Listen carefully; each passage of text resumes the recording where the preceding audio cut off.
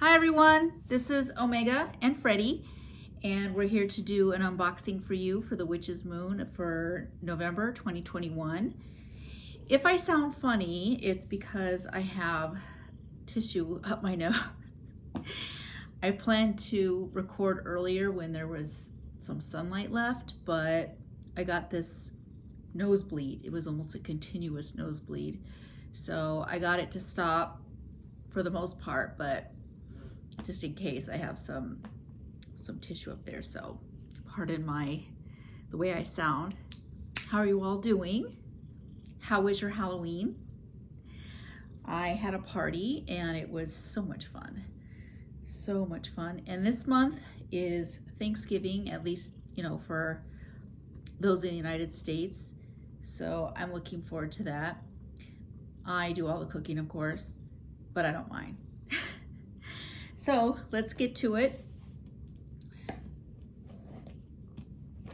But you don't get too close to the box.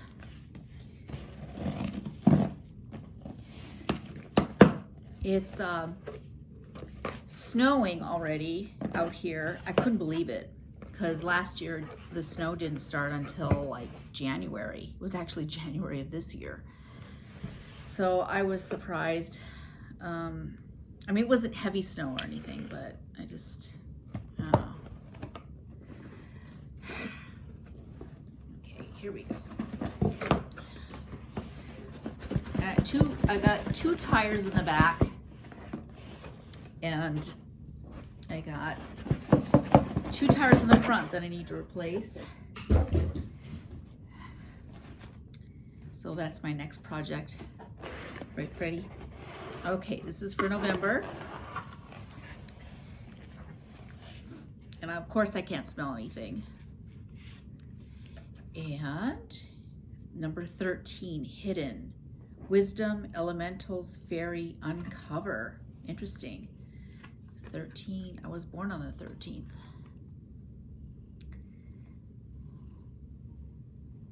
So that's the Oracle card. Here's the back of it.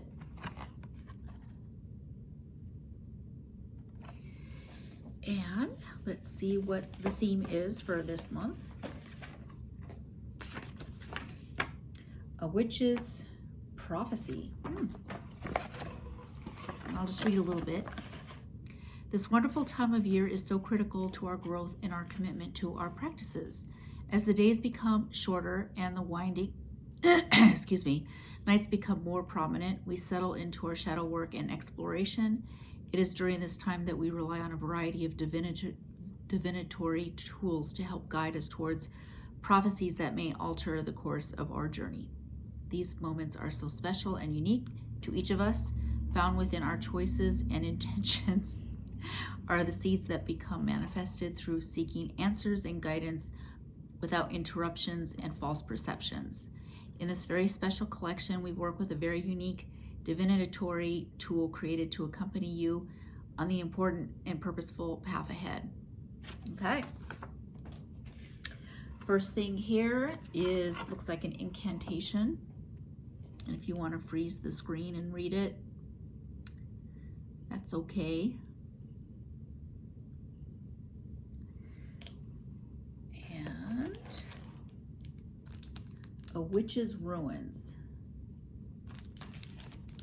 Very nice drawing. I wonder if we're going to be getting some. What do you think, Freddie? All right. And we have here, ooh, Absinthe. It's like that green color. Carmenta's Brew. This must be the tea. Uva Ursi. Freddie, don't lick me. And here's the tea bag. And looks like the bath salts. Iris. It's interesting. I wonder if there's iris in it. I'll try to smell. Let's see if I can smell anything.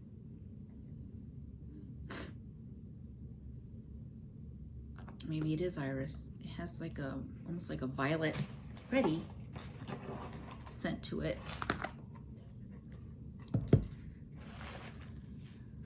Okay.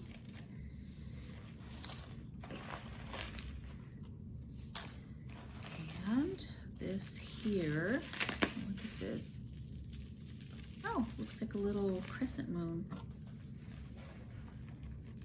Very pretty.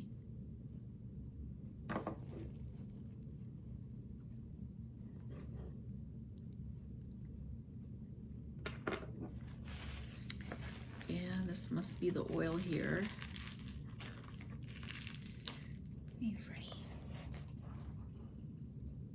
I don't know if you can hear him purring, but he's really loud.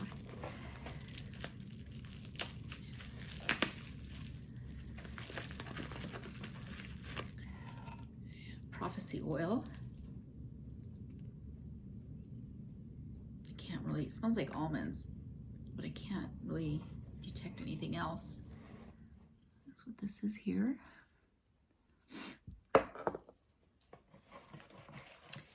And here is the incense, Amber Eyes.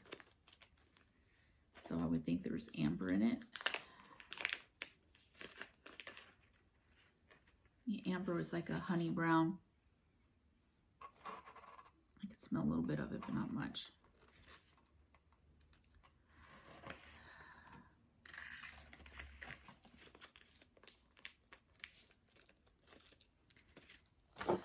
Hey, Freddie.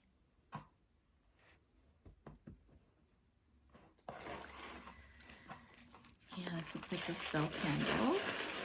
Beeswax. Oh, it matches me. It's kind of chilly, so I'm wearing a sweater.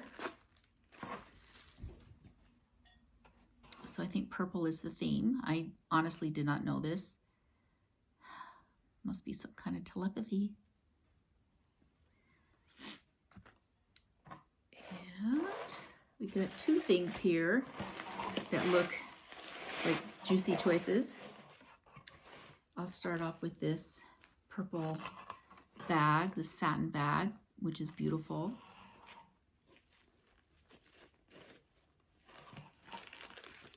Ruins! I was right. These are it. These are the different symbols. And it's made out of kind of like, almost like a thick balsa wood, maybe? I don't know. Definitely is wood. Here are the symbols.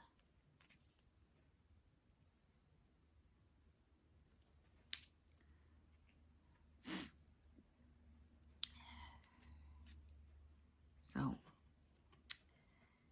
very nicely done, and the edges are darkened.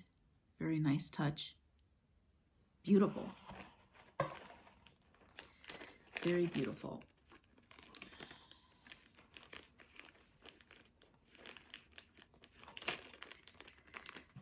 Okay, and the last thing, what could it be? The box. Oh, I think we've had this before. Is it like an abalone shell type box to put them in? That's what it looks like to me. I think so. Ooh, it's black on top. I like that touch. And it looks like it's black on the inside too. Very nice touch.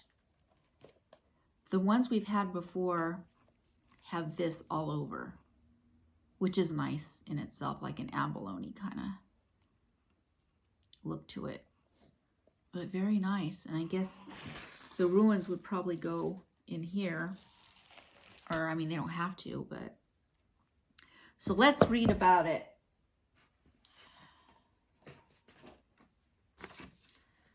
Okay. Black Shell and Mother of Pearl box. To accompany your witch's ruins, we have included the Black Shell and Mother of Pearl box. Beautifully crafted box is a great tool to charge items while they are not in use. Mother of Pearl is the iridescent inner layer of the shell of oysters and abalones. Bringing with its beauty and silent strength comes a gentle healing power brought by the sea. Known for its stress-relieving properties, Mother of Pearl can relax, soothe, and calm the emotions, allowing for clear and stable energy to become prominent. As well as having healing properties, Mother of Pearl can stimulate imagination and intuition, pushing the energy of fear and temper aside. Nice. And let's see, the spell candle. This is hand rolled, the beeswax, enhancing your ability to refine your intuition during this sacred time. Long nights are meant to be used in practice and exploration. They included the oils of amber and patchouli into the rolling of the spell candle. Okay. I can't smell it. I really can't smell it.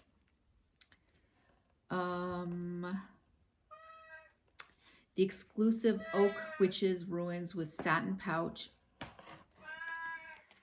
and uniqueness associated with witchcraft falls within the ability to serve every type of person. The symbols and messages found within divinatory tools can be adopted by those who are willing to absorb its very personal wisdom. And this is pretty long, which is great. I mean, they go put a lot of care into this. I'll just kind of paraphrase it here. They originally the witches' runes were originally used in writings of the Picts, also known as the Pixie stories. They were commonly known for their master divinatory abilities, as well as how entrenched magic was in each aspect of their lives. Before beginning to use these runes, we recommend performing your own personal act of consecration. It could be in the form of cleansing them with smoke, charging them with this tool, or with the stones that you feel called to use. Most important aspect of this is to declare the use of importance. Once it's been completed in your own way, take the time to go over each rune before reading your intuition to determine what these symbols may mean to you. It will help you associate with them during readings.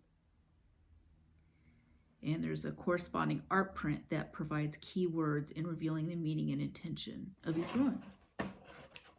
So this is probably it. Yep. Here are the symbols here that were on the ruins.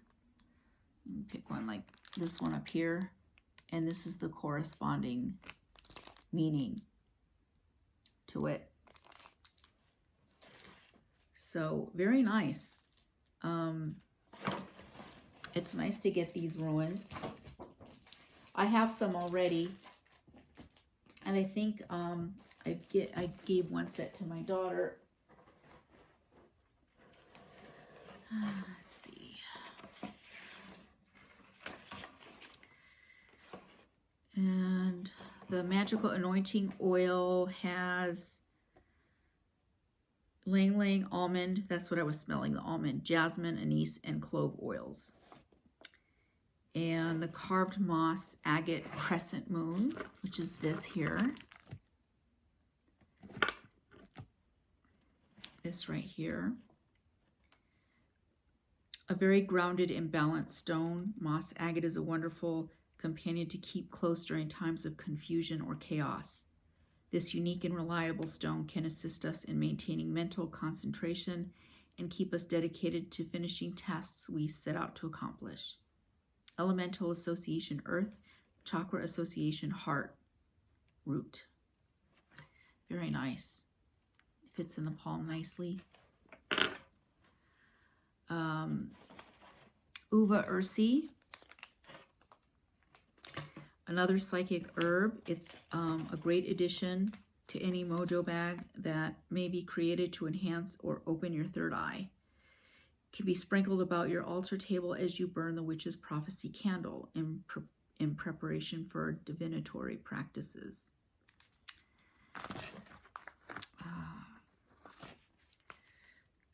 Carmenta's Brew, wonderfully earthly blend. This herbal tea is